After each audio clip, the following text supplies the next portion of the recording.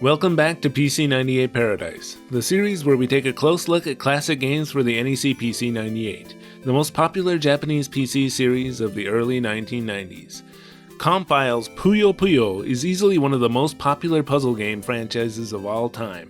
It's not only the addictive gameplay, killer combos, and yearly tournaments that have made the series a household name in Japan, but also the cute and hilarious characters. But the Puyo Puyo characters didn't originate with Puyo Puyo. They started out as part of Compile's lesser-known dungeon crawler series, Madou Monogatari, which I guess is officially known as Sorcery Saga in English since 2013. Madou Monogatari had humble origins. It started out as a minigame on one of Compile's DiskStation software collections. DiskStation is really a topic for a whole separate video, but it was sort of like a digital magazine series, published regularly by Compile on the MSX and later some on PC-98. The discs included demos of games from Compile and other companies, as well as exclusive minigames by Compile. It was 1989 when Madou Monogatari first appeared on DiskStation number SP5, Christmas Edition, for the MSX2. This was a simple version of the game named Episode 2, Carbuncle. The fact that the series started with Episode 2 was meant to be a parody of Star Wars, according to the game's creator, Kazunari Yonemitsu. Fans wouldn't get the first and third episodes until the following year, when Madou Monogatari got its first full game release on the MSX2, called Madou Monogatari 123. The title of this one was also a parody of the then popular spreadsheet software Lotus 123. As the name would suggest, the game was 3 short dungeon crawling adventures in one, the first and third being completely original stories. This one changed up the art style and added a built-in map to the game, but there are still a ton of differences between this and the PC-98 version, which I'll be playing through in this video. The next thing to come was actually the very first Puyo Puyo game, which was released only on MSX2 and the Famicom Disk System in 1991. This one is very different from the later arcade and console versions of Puyo Puyo 1, which would launch the series into its popularity. And this original one is now often referred to as Old Puyo Puyo. Aside from Arl on the MSX2 title screen, you won't see any appearances of the Madou Monogatari characters in this one, other than the real stars of the game, the Puyo Puyos, who were the slime enemies in Madou Monogatari. It was only a month after this first Puyo Puyo that the PC-98 version of Madou Monogatari 123, the main topic of this video, was released. Here the graphics were made to look a little more adult, with even some gratuitous gore here and there. This is also actually where the protagonist Arl Naja was first given her name. And while a very rough partial English patch does exist for the MSX2 version, the PC-98 version has a full English patch that was just recently completed in June 2024. But I'm getting ahead of myself. Let's first take a look at the packaging for the game. The cover shows Arl at age 16, so she looks pretty different from the child Arl featured in the Puyo Puyo games. The back of the game informs us that humankind has evolved for 3.8 billion years just so we could play this game. Well then I guess this had better be the best video game I've ever played. You got lucky! Inside we have a manual, which is partially in color and contains some truly awesome illustrations of the characters. Near the end there are detailed rules for a Madou Monogatari card game, which is also included inside. The game itself is contained on 6 floppy disks, which consist of a system disk and sampling disk for each of the game's 3 episodes. The sampling disks are called such because they contain voice samples for the characters. The episodes can be played in any order you wish, and to start, you insert the system disk for your desired episode in drive 1 and the sampling disk in drive 2. This game is pretty well known in the PC-98 community for having FM sound issues when played on faster PC-98 machines, so I wasn't surprised at all that it sounded weird when I just booted it up normally.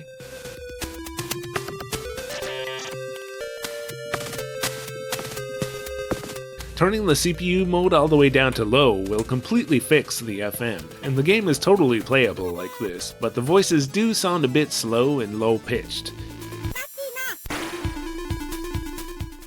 So this is another game where I ended up opting to use ER Cache. It seems like I've been using this utility in every video lately, and it might be kind of annoying for you guys, but ER Cache is truly a godsend. The thing I always used to say is that no PC-98 model will run every game, but now that I'm learning to use ER Cache, it may be possible to get almost any PC-98 game to run on a fast PC-98, as long as it has plenty of RAM.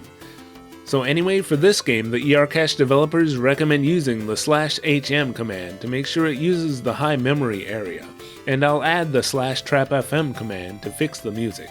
But instead of the weak trapfm equals 2 I used for the Sword Dancer games, here I had to turn it up much higher. Anyway, I found the game runs perfectly with these settings, so let's finally boot up episode 1 of Madou Monogatari.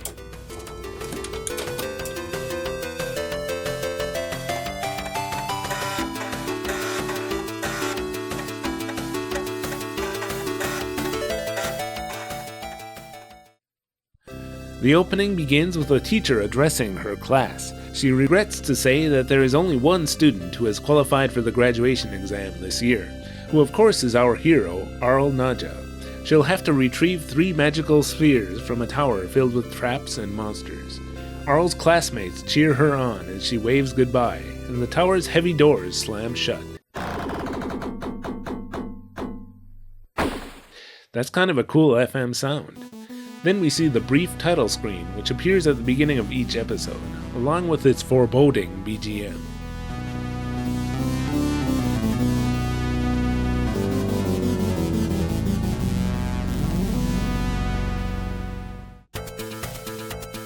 So here we are in the game.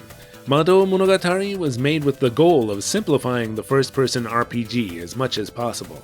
Thus, the game has a very easy-to-read map, and there are no numbers used for any of Arl's stats. Her health is indicated by her facial expression, and the music changes when she's out of MP, or Madou power as I'll refer to it. So the game appears very non-threatening. But still, if you don't like first-person dungeon crawlers, I don't think this will be the game to change your mind. Personally, I remember buying this one back in my early days of PC-98 collecting, and when I saw this interface, my eyes just glazed over. Why would I play this when there were still so many other great PC-98 games from companies like Falcom that I hadn't played through yet? But I'm glad I've finally come back to this one to give it a fair shake, cause it is a very fun and entertaining game. The easiest enemies you'll encounter are the Puyo Puyos. In the battles you can use spells, items, or run. Spells cost Madou power, except for your 2 most basic attack spells, and it's up to you to figure out which one works better for each enemy. For instance, the Puyo Puyos can be frozen with Ice Storm. You will also need to pay close attention to the text on screen when Arl reports how she's feeling after taking each hit, and roughly how much Madou power she has left after using spells. Again, there are no numbers, so this is the only way to know. Throughout the battles, not only Arl, but also the enemies will be constantly talking. Or making noises, anyway. The sheer amount of voice samples this game has is impressive for a 1991 floppy disk game, but the sound quality is not great, since this game actually uses the PC-98's beep channel to play the samples. This gives them a high-pitched whistle in the background. Since this game uses the beep channel, you know what that means. No, you probably don't know what that means. When capturing audio, instead of plugging into the sound output on the back of the system as usual, I had to use the headphone jack on the front, since the output on the back doesn't include the beep channel. You have the option to change between sound mode 1 or 2, which changes the volume level of the FM sound. The manual says that mode 2 is intended for Epson machines, since the beep channel on Epson machines is apparently quieter than on NEC machines. Epson, by the way, was the only company that made machines with PC-98 architecture, besides NEC. Win a battle, and Arl gains experience, which is indicated again not by a number, but by these spheres positioned around the HUD. When they fill all the way to the top, Arl gets a level up, and you'll hear the familiar melody from when you win a battle in Puyo Puyo. Controlling the game is simple. You can either use the arrow keys or number pad to move, and you press 0 or space to confirm, and escape or enter for cancel. Wait, enter is cancel? As a side note, I ended up using the keyboard emulator in order to play this game with a gamepad, since it just felt comfortable to me. The game only needs 2 trigger buttons anyway, which is perfect. Press space or 0 when not in battle to bring up the main menu. The map is conveniently positioned at the top, and we can also use magic, items, turn the voice samples on or off, save, load, adjust the sound level as mentioned earlier, or change the CRT mode for monochrome monitors. When you bring up the save menu for the first time, you'll have to insert a blank disk in Drive 2 and go through the user disk creation process.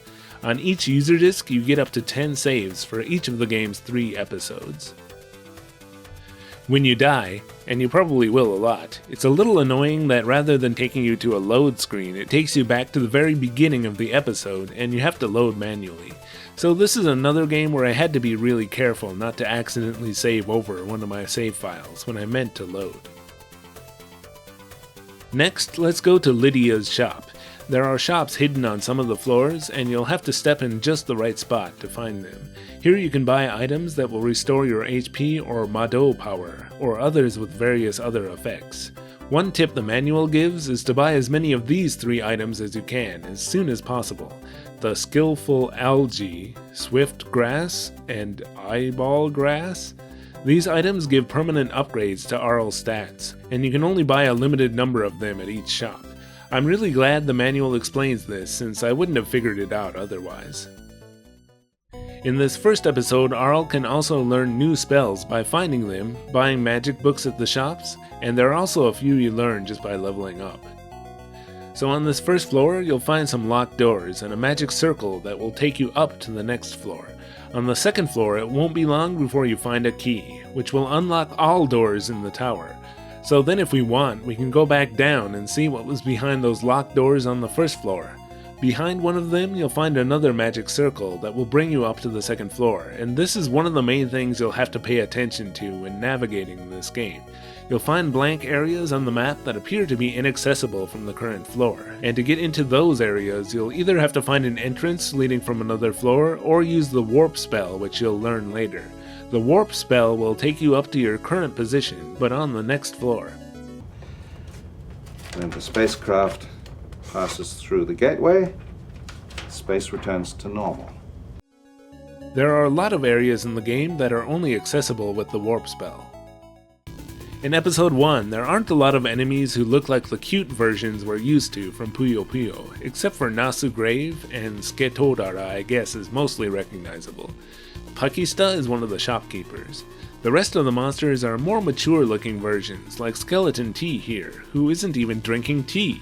Many of the monsters in the MSX version are actually closer to the cute Puyo Puyo versions. Probably the funniest enemy in the PC-98 episode 1 is the zombie who loses more and more body parts every time you encounter him, until he's down to only his waist section. There's actually at least one monster that does this in each of the 3 episodes. One of the most difficult enemies in episode 1 is this wizard character who can drain your experience, and whose voice, which is supposed to sound like a native English speaker's, never fails to make me laugh.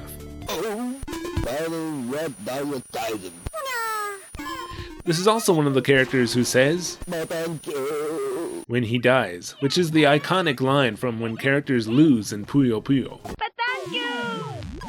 Batankyu means to get knocked out or to fall quickly to sleep. I think the first time I remember hearing this word used in Japan was someone describing what was going to happen to them after getting out of a long hot spring bath and drinking a beer.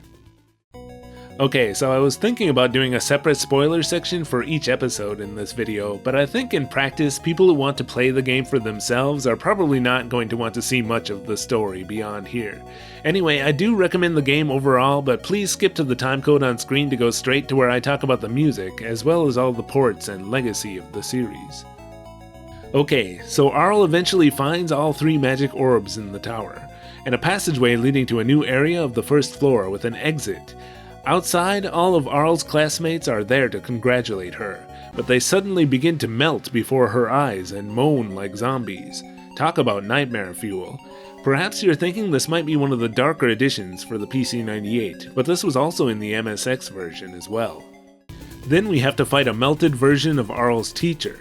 The secret to beating her is using the Bio-N spell, a spell which causes some enemies to feel deeply moved in their soul, so they can't attack for a few turns. After defeating her teacher, Arl is too saddened by what's become of her classmates, but she decides to exit the tower anyway, believing that they'll all still be there smiling and waiting for her. And surprise, surprise, that's exactly what happens. Her teacher assures her that this isn't an illusion. Arl has graduated. The illustrations show Arl gradually growing up, and the credits, which appear at the end of every episode, by the way, refer to all the staff as sorcerers, a tradition going back to the very first disc station version of Madou Monogatari. The screen locks up at the end and we have to reset the system. So now let's boot the episode 2 discs and move right along. Episode 2 takes us to Arl at age 16, and here we have our first appearance of Shezo Wigi, a regular character of the series. Shezo confronts Arl and says he wants her power, and Arl is kind of creeped out. Shezo casts a spell sending Arl into a dungeon guarded by monsters, but Arl uses her charm to get the keys from the monsters and escape. That seems like a task we could have accomplished in-game rather than in a cutscene, but whatever. And after the title screen appears again, we're inside the dungeon. There we meet a bird who wants to have tea with Arl, but Arl says she would rather eat the bird, and to get out of this pinch, the bird promises to give Arl a powerful staff if she brings back a gem called the Ruble Crack from the Labyrinth of Lila. I'm not really sure why, but Arl immediately agrees. The bird asks one more time if Arl will stay for tea, but she gets impatient and punches the stupid bird. But soon after, in order to get out of the dungeon, she'll have to face Shezo. Partway through the battle, he begins bleeding from the neck, and then loses his head. We'll face his head and then some other monster before getting out of the dungeon. We'll see a cutscene of Arl traveling to the Lila Ruins and Labyrinth, where the remainder of Episode 2 takes place. I used walkthroughs for this game sparingly when I was stumped, which was only a couple of times. You've got to find 3 colored jewels to insert into these holes on the final floor, which is shaped like carbuncle. There's a picture on the wall of the previous floor hinting at what you have to do. The first of the jewels is hidden somewhere on this floor, where Arl has to break down the walls by running into them. The game shows Arl bumping her head whenever you run into a wall in the game, so I like to think here she is breaking the walls with her head. I found the yellow jewel, as well as the blue and red ones later in the dungeon, but when it came time to place them in the floor, no yellow jewel. What the hell happened to my yellow jewel? It's disappeared from my inventory. I went back to where I found it. Maybe I had continued from a save where I never picked it up. But nope, not there. I only had 2 save files I had been using for this episode, and unfortunately both were in the same situation, where I had already picked up the jewel, and yet it wasn't in my inventory. Slowly it sank in, that I had no choice but to play episode 2 all over again from the beginning. At first I was pretty pissed off, but I slipped on it and started anew the next morning with a positive attitude. It only took a few hours to do it all again, and it was still a reasonably fun game to play the second time. This time I staggered all my saves and made sure the yellow jewel was actually still in my inventory every time. I also confirmed that the game doesn't let you throw away or sell the yellow jewel, so during my first playthrough I must have encountered a bug. It's the only explanation. Totally not my fault. But anyway, I didn't encounter the bug the second time and was able to place the 3 jewels and reveal the end boss room. For the end boss of the second episode, we have the most famous Puyo Puyo villain of all, the end boss of nearly all Puyo Puyo games. Who is it? Who could it be? Who could it be? I just can't imagine who. Could it be Satan? Now, the concept of Satan generally isn't taken very seriously in Japan, and I always think of the Puyo Puyo character as being an evil character who happens to be named Satan, rather than an actual depiction of any religious Dark Lord. But anyway, the character is always good for a laugh in these games. He immediately likes Arl and tries to take her as his bride. There were also signs earlier in the dungeon setting up the fact that any sorceress who gets through the dungeon will marry him, by the way. Arl refuses and says she just wants the gem of Ruble Crack, but Satan says that if she takes the gem, then Carbuncle will die. He won't allow that, and so he fights Arl. This may be the most difficult battle of all 3 episodes, but again we can use the Bio-N spell to temporarily stop him, like we did with the previous end boss. Defeat him, and Arl finds the gem of Ruble Crack embedded in the forehead of a small and very cute creature. Arl decides very quickly that she doesn't need the gem or the staff she was promised in exchange for it after all, and instead makes friends with the creature. And so, a friendship is born. Arl and Carbuncle set off together. And episode 3 begins right where 2 left off. After leaving the labyrinth, Arl and Carbuncle are now on a quest to enroll in the Academy of Magic. But right away they meet Rulu, another recurring Puyo Puyo character. When she sees Carbuncle, she immediately concludes that Arl must have married Satan. Well, haven't we all? And she's furious because she's determined to marry him herself. Arl tries to explain, but Rulu doesn't believe her. The look on Carbuncle's face here is priceless, by the way. Rulu sticks her bodyguard, the Minotaurus, on Arl, and she runs away. Arl then realizes that she's wandered into the Lost Forest, from which no one has ever come out alive. That's the first location to explore in episode 3, the longest and most difficult of the 3 episodes. Now, of course, Arl is joined by Carbuncle, who can unleash a powerful Carbuncle attack, where damaging rays of light shine from the jewel on his forehead. You can tell by his facial expression whether the attack has charged up yet or not. Arl quickly finds her way out of the forest when she is helped by one of the creatures who lives there. The only way out, though, is through an underground maze. Here we'll run into Zou Dai Mao, and one of the shops is run by Fufufu. I mean, how can you not love Fufufu? After 3 floors in the maze, Arl finally escapes and makes her way to a town. After using the Ice Storm spell too many times in the maze, Arl's hands have gotten frostbite. She tries to buy medicine, but they're fresh out of frostbite medicine, and the ingredients need to be retrieved from a labyrinth nearby. Arl offers to get the ingredients herself, cause she really needs that medicine. In this final dungeon of the game, we'll run into Panoti, and one of the funniest characters to ever appear in the series, Nomi, which means flee. Nomi is just a speck with an arrow pointing at him that says, "He's right here." This dungeon has some of the most confusing warping that needs to be done in order to reach some of the areas, and there is sort of a seed planting system you need to utilize. You'll find a few different types of seeds and a couple of rooms where you can plant them. You can either come back later when they're fully grown, or use up an expensive item called growth water to make them grow immediately. Some of the plants will give a ton of experience when used, while others are required to clear the dungeon, like this vine that you can climb to the next floor, and an herb that you need to get through a room filled with poison gas. On the final floor, we'll run into Rulu again, and this time we'll have to actually fight the Minotaurus. On this one, you can just use a fairly common item called an exploding egg to stun him. In the ending, we learn that this labyrinth is Rulu's home, and that she's the one hoarding the medicine ingredients. She agrees to give some of them up, but only under one condition. Satan told her that he will only marry a great sorceress, and so she wants Arl to help her enroll in the Magic Academy. And so the 4 of them set off on a journey to enroll in the Magic Academy. I love the serious look on all their faces, but this still felt to me like kind of an underwhelming finale to the 3 adventures. In the credits, we have Compile President Masamitsu Nitani, who is known to be a very hands-on director, taking an active role in game development. He even played the voice of Satan in many of the games, and in fact I think many of the voices in this game were probably played by staff at Compile rather than professional voice actors. The original creator of Madou Monogatari, Kazunori Yonemitsu, is also of course here, though he and most of the staff appear under aliases. Compile wasn't a huge company, so indeed many of the staff here also worked on the Alesta series and your other Compile favorites. The music in the game is overall very good. As a 1991 title, it's not surprising that it only uses the monaural soundboard, so I won't count that against it. There are tons of catchy and great sounding tracks across the 3 episodes, and the battle BGM especially has that mysterious Compile sound that reminds me of games like Guardian Legend or Galvilius.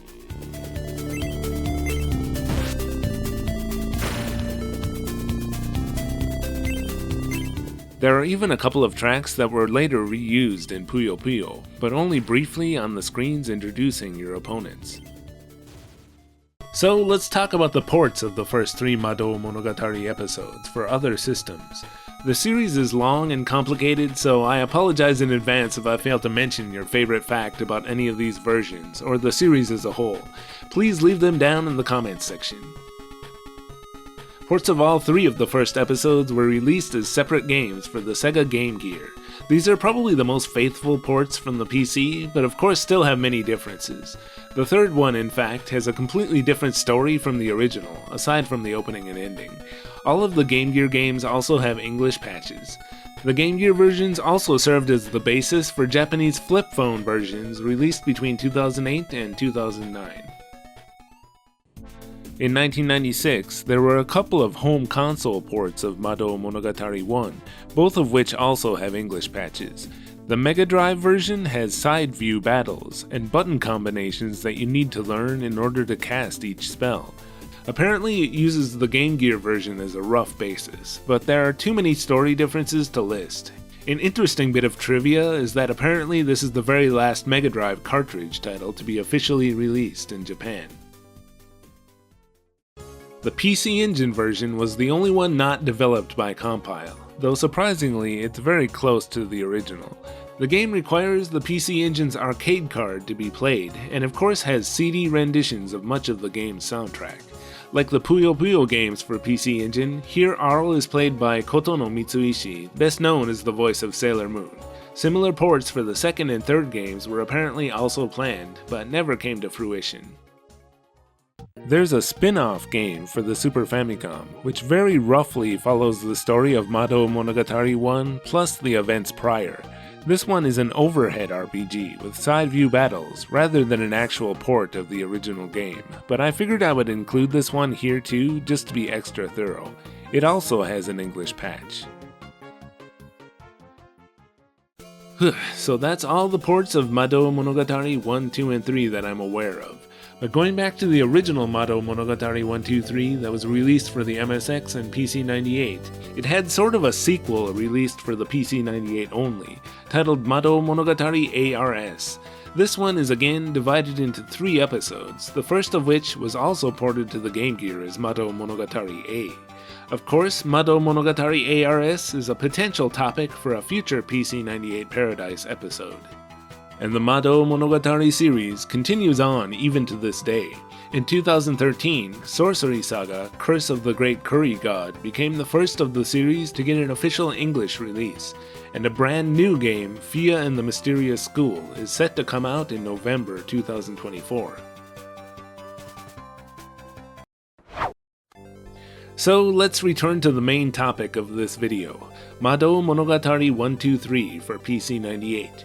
Overall, I enjoyed it. It was fun to explore, had entertaining characters, and moved at a pretty fast pace. It was a nice little playthrough. If I had to nitpick, I would say the items are a little confusing. There's an items list in the manual, but it's very incomplete. When you get a new item, oftentimes the only way to know what it does is to save your game and then try it. And even then, you sometimes still don't know exactly what it did. It's very hard to tell which items are important and which are not. And on top of that, I somehow lost an essential item thanks to a bug in the second episode, so be careful there. But yeah, I'd say if you're interested in this game, give it a try. There is an English patch. Conversely, if watching the footage in this video made you think, this looks interesting, but I don't think it's for me, then your instinct is probably right. But for this longtime player of the Puyo Puyo series, it was great to finally play through a Madou Monogatari game, and to finally see where all these characters originally came from.